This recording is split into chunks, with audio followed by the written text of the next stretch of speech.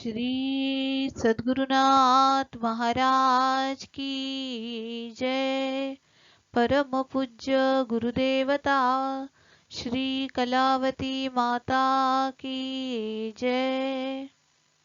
परम पूज्य आईंच्या चरित्र वाचनाच्या षष्ठोल्लास या सत्रातला हा भाग 10वा। ओम नमः शिवाय। प्रश्न 26वा। मी संसारातील त्रासाने अतिशय गांजून गेलो आहे, तेव्हा त्यातून सुटका होण्यासाठी उपाय काय? आईंचे उत्तर: दारुड्याची संगत केली असता तो सोबतच्या माणसाला दारूची सवय लावू पाहतो. त्याचप्रमाणे तपकीर, विडी, तंबाखू ज्यांना जे व्यसन जडले असेल ते व्यसन आपल्या सहवासातील माणसांना जडावे असे व्यसनी माणसांना वाटत असते. त्याप्रमाणे मला हरिनामाचे व्यसन आहे. माझ्याकडे कोणी कसलाही प्रश्न विचारला तरी मी त्यांना नामस्मरणच करण्यास सांगत असते. मात्र व्यसने जशी पैसा व प्रकृतीची नासधूस करतात तसे हे व्यसन नव्हे. हे व्यसन ज्याला जडेल त्याचे दिवसेंदिवस दुःख कमी होत जाऊन तो सर्व प्रकारे सुखी होतो. तेव्हा देवाचे नाम घेण्यास तुम्ही तयार व्हा, म्हणजे तुमचे सर्व काही ठीक होईल. प्रश्न 27वा. मला नामस्मरण करावेसे वाटते, पण सकाळी उठल्यापासून अंथरुणावर निजेपर्यंत 1 मिनिट देखील फुरसत मिळत नाही.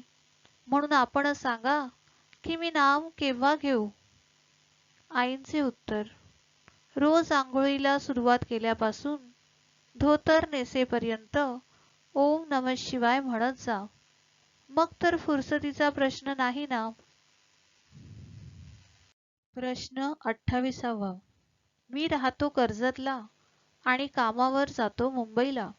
माझी बायको सारखी आजारी असते, त्यामुळे तिच्याकडून कामधाम काहीच होत नाही. बहुतेक ती निजूनच असते. मुलीचे लग्न जमेना, मुलाला नोकरी मिळेना. कोणी म्हणतात काहीतरी देवाचे करा, पण मला फुरसत नाही.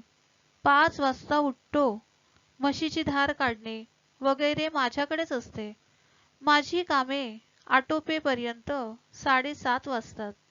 त्यावर गाडी पकडावयाची घाई असते. कामावरून घरी येईपर्यंत 8-9 वाजतात. त्यावर दमून गेलेलो असल्यामुळे जेवण करून कधी झोपेन असे होते. अशा परिस्थितीत मी मार्ग कसा काढावा हे तुम्हीच सांगा. आईंचे उत्तर: एकूण काय, देवाचे काहीच करणे जमत नाही असे तुमचे म्हणणे आहे. तेव्हा यापुढे तुम्ही असे करा की घरातून ऑफिसपर्यंत आणि ऑफिसहून घरी येईपर्यंत ओम नमः शिवाय म्हणत जा. एका पिशवीत जपमाळ ठेवायची, गाडीत बसल्यावर डाव्या हातात पिशवी अडकवायची आणि उजवा हात पिशवीत ठेवून जप करायचा. प्रश्न 29. कित्येक वर्षे मी शनिवार, सोमवार, गुरुवार करीत आहे, तरी माझ्या मनाला अजून समाधान नाही. आई म्हणाल्या, मुलगा आजारी आहे तर बापाने औषध घेऊन तो बरा होतो का? मुलाला बरे वाटावे तर जसे मुलानेच औषध घेतले पाहिजे, त्याचप्रमाणे मनाला समाधान नाही तर तुम्ही उपवास करून मनाचे समाधान कसे होईल? मनाच्या समाधानासाठी मनाने साधन केले पाहिजे. प्रश्न 30वा. सदा सर्वकाळ नाम घेत राहिल्याने प्रपंचात संकटे येणारच नाहीत की कसे? आईंचे उत्तर: संकटाला कारण प्रारब्ध. शरीर प्रारब्धाच्या अधीन असल्यामुळे संकटे ही या वयाचीच. नामापासून फायदा हा की नाम घेता घेता वृत्ती तदाकार होते, त्यामुळे नामधारकाला संकटांची कदर वाटत नाही. प्रश्न 31वा. शाश्वत सुखप्राप्तीसाठी काय करावे? आईंचे उत्तर, वस्तूंपासून सुख मिळते या भावनेने मनुष्य प्रत्येक वस्तू संग्रही ठेवण्याचा आटोकाट प्रयत्न करीत असतो. परंतु वस्तूच नाशिवंत असल्यामुळे तिच्यावर विश्वासून राहणाऱ्यांना पदोपदी दुःख भोगावे लागते. हा अनुभव सर्वांना येत आहेच. तेच वस्तू जतन करण्याची ओढ, त्यावरील प्रेम, विश्वास जर नामाच्या ठिकाणी ठेवले जाईल, तर नामामध्ये शाश्वत सुख देण्याचे सामर्थ्य असल्यामुळे सहजच मनुष्य शाश्वत सुखाचा धनी होतो. प्रश्न 32. देवाचे नाम अंगी मुरण्याकरिता मी काय करू? आईंचे उत्तर, त्याला एकच उपाय की सदोदित जिभेवर हरिनाम घोळत ठेवणे. ओव्हरसिअर परांजपे यांचे पोटाचे ऑपरेशन ठरले, तेव्हा क्लोरोफॉर्म देतेवेळी 1 2 3 म्हणण्याऐवजी तुम्ही ओम नमः शिवाय म्हणा असे सांगितले. त्याप्रमाणे त्यांनी म्हटले. जेव्हा ते शुद्धीवर येऊ लागले, तेव्हा त्यांच्या तोंडावाटे तेच नाम येऊ लागले. करिता तुम्ही प्रथम काही दिवस सर्वत्र सामसूम झाल्यावर रात्री अंथरुणावर बसल्या बसल्या नाम घ्यायचे. त्यावर झोप येण्याचे लक्षण दिसले म्हणजे निजल्या निजल्या नाम घ्यायचे. अशी सवय करा, म्हणजे सकाळी उठता उठता तुमच्या जिभेवर नाम खेळू लागेल. एकदा जिभेला नामाची गोडी लागली की हळूहळू नाम अंगी मुरू लागेल. प्रश्न 33. जन्माला येऊन काहीतरी सार्थक करावे म्हणून मी रोज सकाळी आंघोळ झाल्याबरोबर देवाला 108 नमस्कार घालतो. त्याच्यापेक्षा जास्त काही करावे की कसे? आईंचे उत्तर, आपण जे देवाला नमस्कार करतो त्यात देवा तू सर्व समर्थ आहेस आणि मी तुझा दास आहे हा भावार्थ आहे. पण नेहमी आपण देवाला नमस्कार करीत असता हा अर्थ लक्षात घेतो का? नाही. का? तर दास म्हणून घेणे ही मोठी लज्जास्पद गोष्ट आहे असे आपल्याला वाटते. परंतु आपण सध्या प्रपंचाचा दास बनलो आहोत हे आम्ही जाणत नाही. आपण जर कधी कोणाचा दास बनलोच नाही, तर मात्र दास म्हणून घेणे कठीण वाटणे हे बरोबर आहे. आपण खरोखर नश्वर प्रपंचाचा दास बनलो असून केवळ परमेश्वराचा दास म्हणून घेणे मात्र आपणास जमत नाही. ही मात्र मोठी आश्चर्य करण्यासारखी गोष्ट आहे. आपण जर देवाचा दास म्हणून घेऊ तर एका नमस्कारातच भला मोठा फायदा आहे. म्हणजे त्रिभुवनाचा पती परमेश्वरच आपलासा होतो. नाहीतर शेकडो नमस्कार घातले तरी व्यर्थच होय. प्रश्न 34. तुमचे फक्त एकदाच दर्शन झाले की परगावच्या मंडळींचे हृदय प्रेमाने भरून जाते. पण आम्ही 12 महिने श्री हरिमंदिरात येतो. तुमचे दर्शन आम्हाला रोजचे घडते. असे असून त्यांच्याप्रमाणे आम्हाला अनुभव का येत नाही? आईंचे उत्तर, जेथे पिकते तेथे विकत नाहीत या म्हणीचा अर्थ येथे बरोबर लागू होतो. प्रश्न 35. एरवी तुम्हाला भेटलं नाही तर चैन पडत नाही, पण राग किंवा विकल्प आला, द्वेष किंवा हेवा उत्पन्न झाला की तुमच्या पुढे जाऊ नये असे वाटते. याचे कारण काय? आईंचे उत्तर, पहिलवानाला कुस्ती खेळायला जोडीदार लागतो, त्याप्रमाणे दुर्गुणांनाही जोडीदार लागतो. त्याशिवाय टक्कर देण्यास त्यांना कसे जमेल?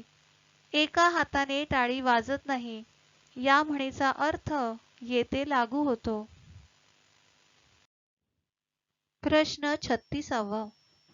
तुम्ही एखादी चूक दाखविली की तो शब्द सारखा माझ्या हृदयाला टोचत राहतो. त्यावर तुमच्या समोर जाणे टाळावेसे वाटते. आज 15 वर्षे सहवास करून असे का व्हावे? आईंचे उत्तर, मोलकरणीने टोपलीवर भांडी स्वच्छ घासली, पण त्यातील एखाद्या भांड्याला जर खरकटे चुकून राहिले तर तिची चूक आपण तिच्या निदर्शनास आणून देतो. का? तर स्वच्छतेत अस्वच्छता निर्माण झाली. दर वर्षाला पास होणारा मोठा हुशार विद्यार्थी जरी असला तरी त्याचा अभ्यास कच्चा असला तर गुरुजी त्याला बोलल्याशिवाय राहत नाहीत, कारण शहाणपणाला कमीपणा आला.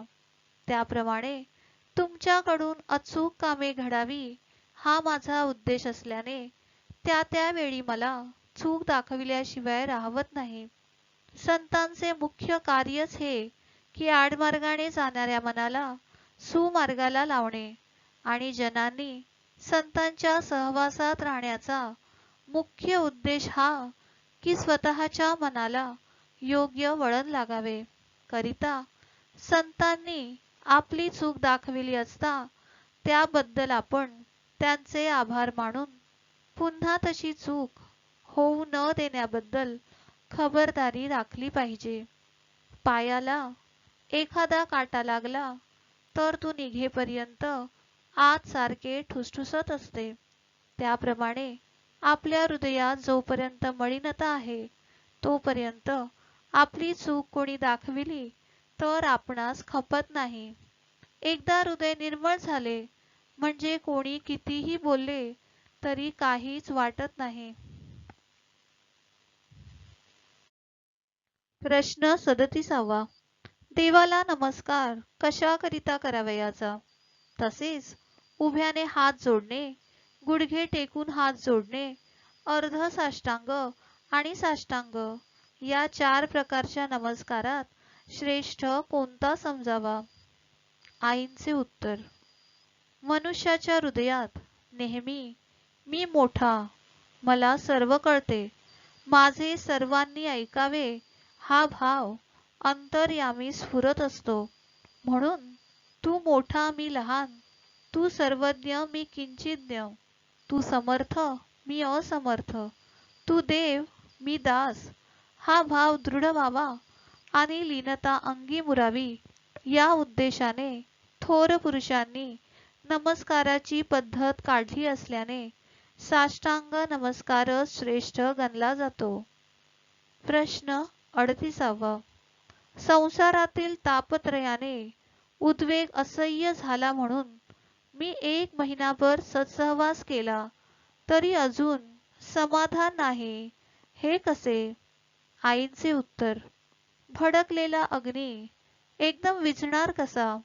नाना उपाय जरी केले तरी अग्नीच्या ज्वाला हळूहळू कमी होत जाऊन काही वेळानंतर दाह शांत होणार.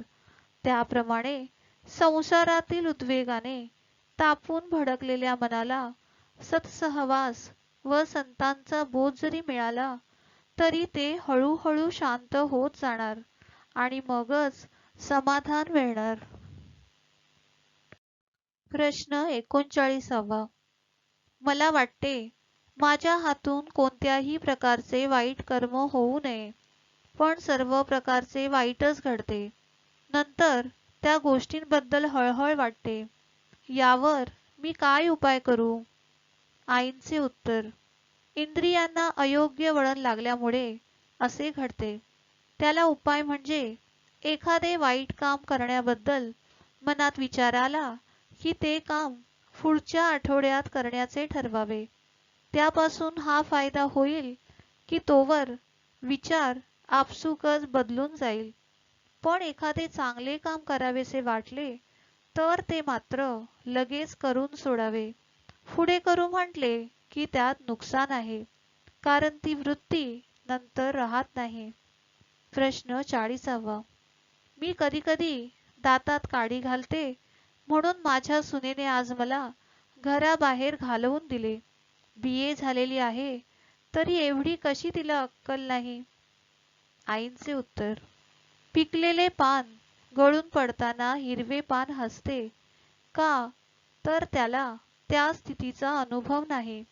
त्याप्रमाणे तुमच्या सुनेला म्हातारपणात हिरडी सैल पडून दात विस्कळ होतात, त्यामुळे खाल्लेला पदार्थ दातांच्या सांधीत अडकून बसतो हे माहीत नाही. तुमच्या वयाची झाली म्हणजे तिला अनुभवांती कळून येणार. प्रश्न 41.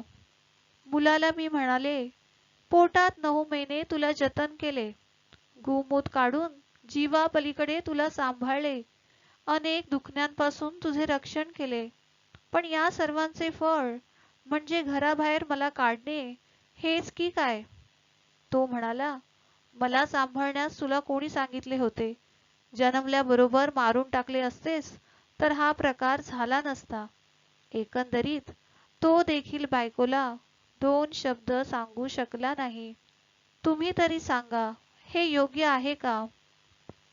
आईचे उत्तर, तुमच्या मुलीने लग्नाला पुरते वर्ष देखील झाले नाही, इतक्यात क्षुल्लक कारण पुढे करून आपल्या सासूला जे घराबाहेर घालवून दिले, त्यावेळी जर तुम्ही तिला ही तुझी करणी योग्य नव्हे असे म्हणून 4 उपदेशांच्या गोष्टी सांगून तेथल्या तेथे भांडण मिटविले असते, तर तुमच्यावर ही पाळी आलीच नसती. जरी आली तरी मीच काय, बाहेरच्या शेकडो लोकांनी तुमच्या म्हणण्याला दुजोरा दिला असता. जी गोष्ट तुमच्या मुलीने केली ती सुनेने का करू नये? प्रश्न 42. तुमचे एका डोळ्याचे ऑपरेशन मुंबईला झाले आणि दुसऱ्या डोळ्याचे बेळगावला झाले. दोन्ही वेळेला डॉक्टरी उपायात पद्धत एकच होती का वेगळी होती? आईचे उत्तर, अगदीच वेगळी होती. प्रश्न, वेगळी म्हणजे कशी? आईचे उत्तर, पूर्वीच्या लोकांचे बाळंतपणातले नियम आणि हल्लीच्या बाळंतपणातील नियमात जेवढा फरक दिसून येतो तेवढा फरक समजा. प्रश्न, तुमच्या तोंडून स्पष्ट ऐकण्याची माझी इच्छा आहे.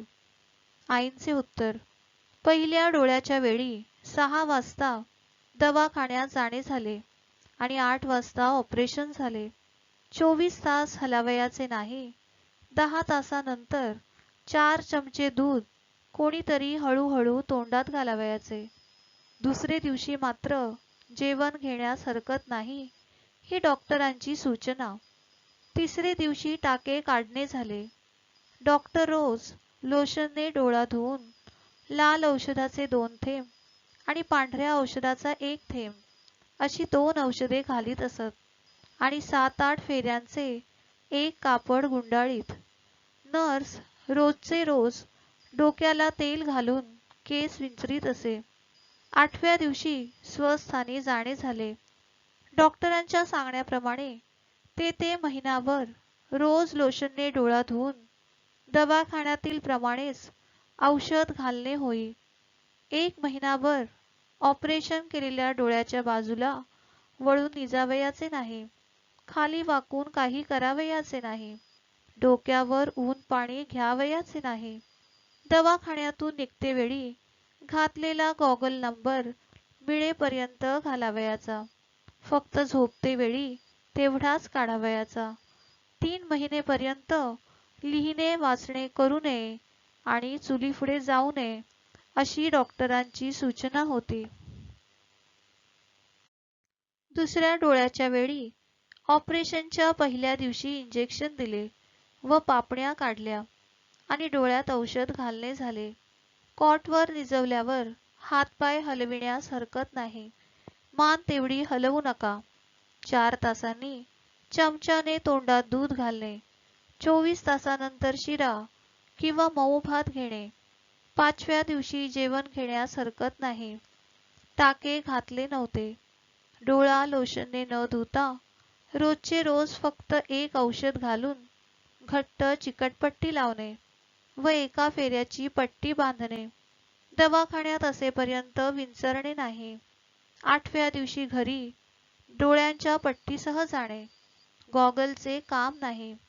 डोळा ऊन पाण्याने शेकून रोज 3 वेळा 2-2 थेंब याप्रमाणे 8 दिवस औषध घालणे.